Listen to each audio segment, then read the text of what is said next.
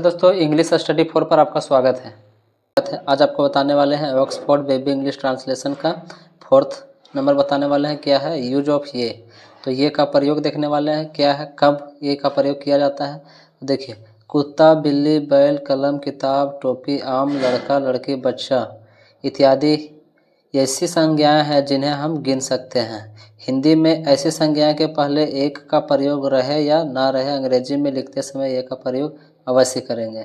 ठीक, तो ऐसे नॉन अन्य संज्ञा जिसको हम गिन सकते हैं उसके पहले ए का प्रयोग करना है। अगर एक लिखा हुआ हिंदी में है या ना है फिर भी हम ए का प्रयोग इंग्लिश में लिखते समय करना है। तो ये इसका मतलब हुआ। तो एग्जाम्पल समझ लेते हैं। देखिए क्या है, देखिए एग्जाम्पल, जैसे यह लड़का है। ठीक, यहाँ एक का अनुवाद नहीं है तो लड़का को हम क्या कर सकते हैं, गिन सकते हैं। तो इंग्लिश में जब बनाएंगे तो इसके पहले हम ये का प्रयोग करना होगा। जैसे यहाँ लिखा हुआ है कि यह लड़का लिखिए हिंदी में, या फिर यह एक लड़का है, दोनों में से कोई भी, दोनों क्या सही है। तो एक का प्रयोग यहाँ रहे या ना रहे, ये दोनों का मतलब ही क्या होगा। तो हम जानते हैं कि यह के लिए दिस का प्रयोग करते हैं, दिस, और है के लिए इज का, तो दिस इज अ बॉय हो जाएगा, फुल स्टॉप। तो दिस इज बॉय।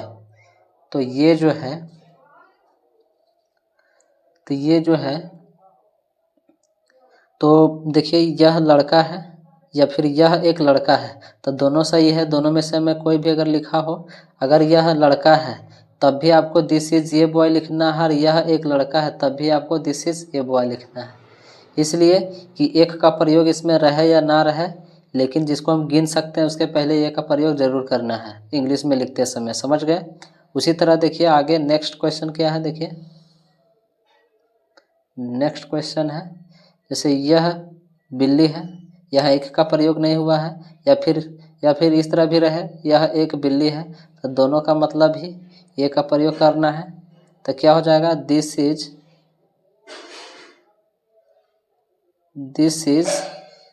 ये, बिल्ली को क्या बोलते हैं इंग्लिश में, cat. This is a cat, cat मतलब बिल्ली।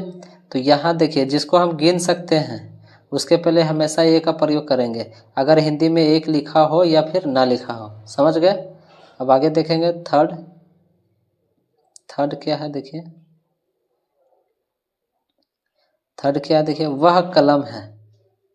तो वह कलम है, इसमें एक तो लिखा हुआ नहीं है यहाँ, फिर देखिए या फिर ऐसे रहे वह एक कलम है, तो दोनों का मतलब ही क्या होगा, ये लगाना होगा। तो क्या होगा, वह का दैट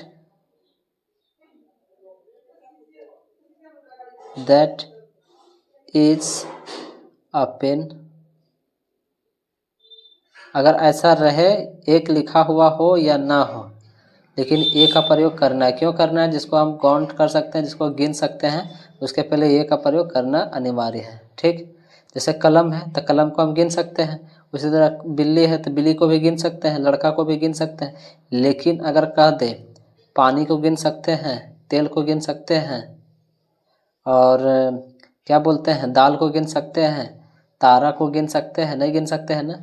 तो ऐसे वस्तु या फिर संज्ञा जिसको हम गिन नहीं सकते उसके पहले ए का प्रयोग नहीं करना है, लेकिन जिसको हम गिन सकते हैं उसके पहले ए का प्रयोग करना अनिवार्य है इंग्लिश में लिखते समय। ठीक, तो अब आगे देखिए fourth number question. Fourth number क्या है, यह आम है या फिर यह एक आम है, तो दोनों सही है। ए का प्रयोग हिंदी में हो या ना हो, लेकिन ए का प्रयोग इंग्लिश में लिखते समय करना है। तो क्या होगा, यह का दिस, उसके बाद है का प्रयोग करेंगे। है का क्या होता है, इज। आम है तो आम को गिन सकते हैं, इसके पहले ए का प्रयोग करेंगे, ये मैंगो। क्या होता है, MANGO, मैंगो, ये होता है मैंगो। तो फोर्थ नंबर बना लिया। अब देखिए फिफ्थ नंबर, तो क्या है, देखिए वह बच्चा है या फिर वह एक बच्चा है, तो इसका भी वही बच्चा से पहले ए का प्रयोग करेंगे लिखते समय, हिंदी में हो या ना हो। ठीक, तो वह का क्या होगा, दैट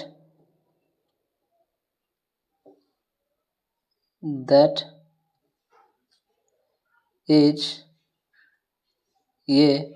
और बच्चा को इंग्लिश में क्या बोलते हैं? चाइल्ड बोलते हैं। चाइल्ड मतलब क्या होता है? बच्चा, फुल स्टॉप। तो दैट इज अ चाइल्ड, ठीक। वह एक बच्चा है या फिर वह बच्चा है, ठीक। तो आगे आपको होमवर्क दिए हैं, एक घर से बना लीजिएगा। देखिए क्या है होमवर्क। होमवर्क में आपको दिए हैं कि वह घोड़ा है या फिर वह एक घोड़ा है। इसका क्या आंसर होगा आप कमेंट में लिख करके बताएंगे, ठीक। और कमेंट करके बताएंगे। आई होप कि ये वीडियो पसंद आया होगा, तो एक लाइक ज़रूर कीजिएगा। धन्यवाद।